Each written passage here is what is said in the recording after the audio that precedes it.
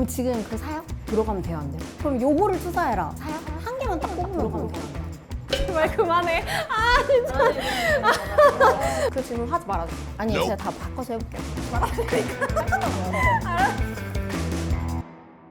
제가 진짜 핫한 거를 또 들고 왔습니다. 아 또요? 자, 짜잔! 이건데 저는 폴더블이 약간 미래다. 미래다?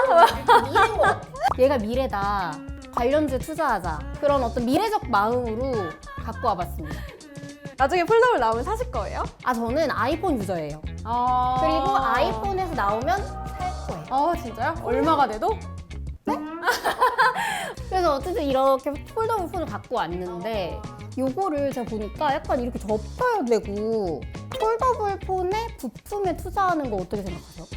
너무 좋죠. 국내에 또 마침 되게 건강하고 실적이 좋아지고 있는 관련주들이 진짜 많이 있거든요. 실제로 폴더블의 핵심이 그 힌지라고 생각하시는 분들은 요 힌지 관련주를 엄청 많이 투자하시죠. 힌지 관련주가 KH 반. 네, KH 같은 바텍, 것들? 파인테크스 어. 이런 종목들이 있습니다.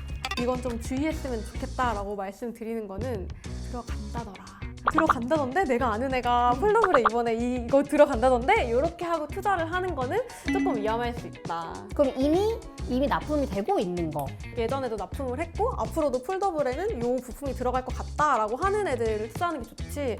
야 이번에 얘네 들어간대 내 친구가 그랬어. 이런 거는 조금 피하시는 게 좋을 것 같다. 그러면은 앞으로도 들어갈 것 같다는 건 사실 모르는 영역이잖아요. 모든 것을 모르면 그냥 삼성전자 사야 되는 거 아니에요? 아니면 애플 사거나? 아니, 그럴 수 답이 있죠. 없잖아요. 약간 지금 삼성전자 사야 돼. 7만전자던데. 지금이야? 그럴 수 있죠. 지금 네. 삼성전자가 사실 그러니까 아직은 폴더블을 제대로 내고 있는 회사 삼성전자밖에 없기 때문에 폴더블의 가장 큰 뭔가 대장주다 이러면 삼성전자를 실제로 꼽는 분들이 많은데 삼성전자와 KH바텍의 차이점은 KH바텍은 폴더블로 나가는 매출이 진짜 많고 매출 비중의 대부분인데 삼성전자는 사실 반도체 사업이 엄청 크게 있잖아요. 그러다 보니까 폴더블이 여기서 정말 10배가 커진다고 해도 삼성전자의 전체 실적이 10배가 커지는 건 아니거든요.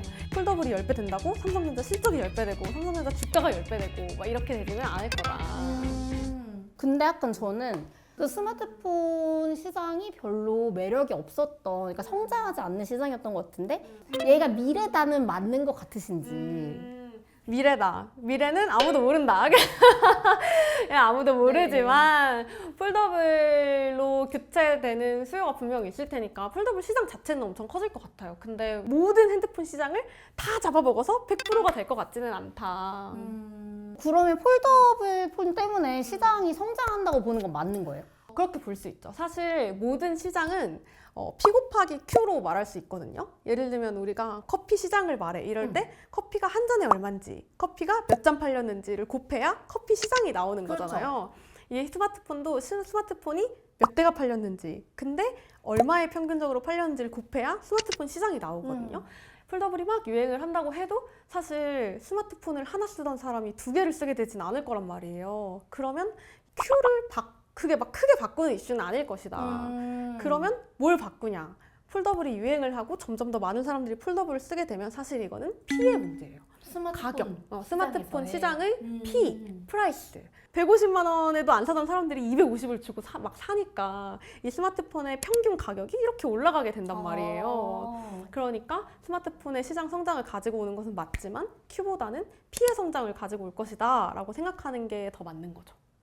이 테마를 한번 정리를 해보면은 폴더블 폰이 가격이 높으니까 스마트폰 시장을 조금씩 키우고 있는 거는 맞다. 폴더블 폰에 투자하고 싶으면 폴더블 폰 매출 비중이 높은 기업을 찾는 것이 맞고, 현재 뭐 납품이 되고 있거나 아니면 납품이 확정이 되었거나 이런 주식을, 이런 종목을 고르는 게 조금 더 건강하고 안전한 투자 방법이다. 이렇게 요약을 해볼 수 있을 것 같습니다. 너무 좋습니다. 제가 또 이번에 준비한 테마는 재택근무. 재택근무? 네네. 그 재택근무를 하다 보니까 제가 가구에 아예 관심이 원래는 없었거든요.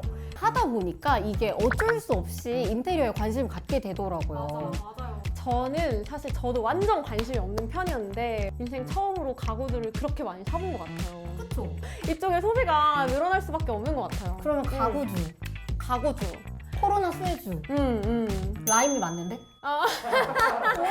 가구주도 좋죠. 저희 뭐 그것도 이제 토스증권 페이지에서 이제 가구주 뭐 이렇게 쳐보시면 나오는 종목들이 있는데 한샘?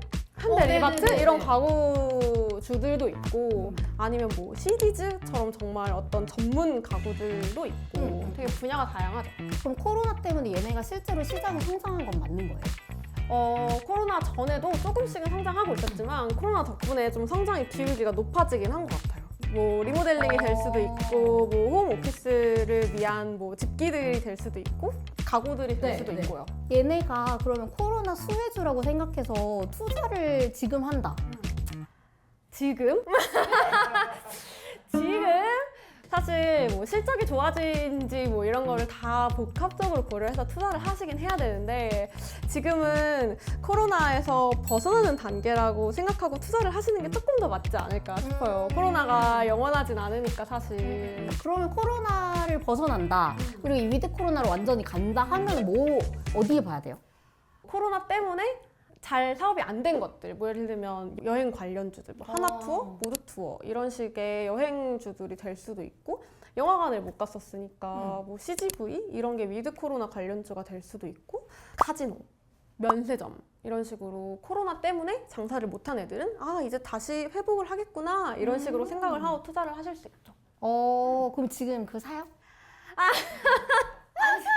그렇게 사요 하지 말고 자 주가는 실적을 꼭 확인하고 한 번이라도 보고 사자. 이게 진짜 바닥을 찍었는지 정말 더 내려갈 데가 없는지 코로나 때문에 실적이 빠졌다고 김규리가 말하던데 진짜 네. 빠졌는지 이 정도를 확인하고 사시면 좋죠. 오케이, 나 늦었구나. 다 알았어. 근데 늦은 건 알았는데 그러면 안 늦은 거 중에 혹은 새로운 거 하나 알려주실 수 있나요? 국내 의료기기 업체들이 진짜 많아요. 근데 의료기기요? 네, 의료기기. 의료기기라고 하면 조금 생소하실 네. 수도 있는데 뭐 예를 들면 임플란트 만드는 회사들 아니면 좀 미용 의료기기 쪽으로 가면 이제 뭐 슈링크 또 원래 미용 의료기기 원래 임플란트 시장은 국내에서도 돈을 벌지만 사실 그런 친구들이 되게 해외에서 돈을 많이 벌거든요. 근데 코로나 때문에 수출을 못해. 2020년에 코로나라는 암초를 만나서 약간 이렇게 꺾였다면 다시 이렇게 올라와서 이 성장 궤도를 이어갈 확률이 높은 거죠. 정리를 해보면 원래 실적이 좋았는데 탄탄했는데 코로나 때문에 일시적으로 좀 안 좋아진 애들을 찾는 게 좋고 근데 이미 되게 많이 주가를 회복한 경우들에는 타이밍이 조금 늦었을 수 있으니까 그런 건 조심을 해야 된다. 그리고 해외 시장에 진출을 하는 경우에는 실적이 앞으로 더 좋아질 수도 있는 거니까 어떤 그런 가능성들? 해외 시장에서 매출을 내고 있는 기업들은 수출길이 열리면서 실적이 좋아지는 경우도 있으니까 그런 경우에는 투자를 하면 좋다. 이렇게 저희가 동민님 대신해가지고 위기의 저주들의 침입을 한번 해봤는데 재밌네요. 어떠셨어요?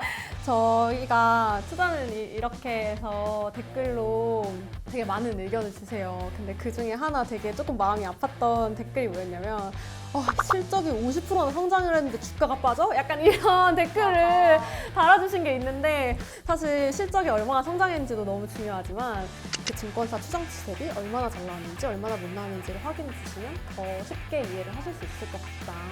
그러면 지금까지 스페셜 게스트로 찾아온 최복은 김규리였습니다.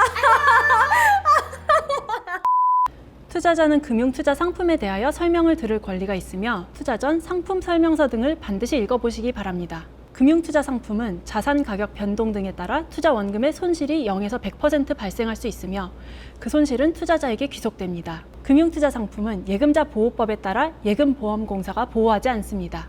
국내 주식 거래 시 수수료는 0.015%이며 기타 자세한 사항은 홈페이지 등을 참고하시기 바랍니다. 본 영상은 토스증권이 고객님께 투자 권유 또는 추천을 하고자 하는 것이 아니며 투자에 대한 최종 판단과 책임은 투자자 본인에게 있으므로 투자하시기 앞서 주의하시기 바랍니다.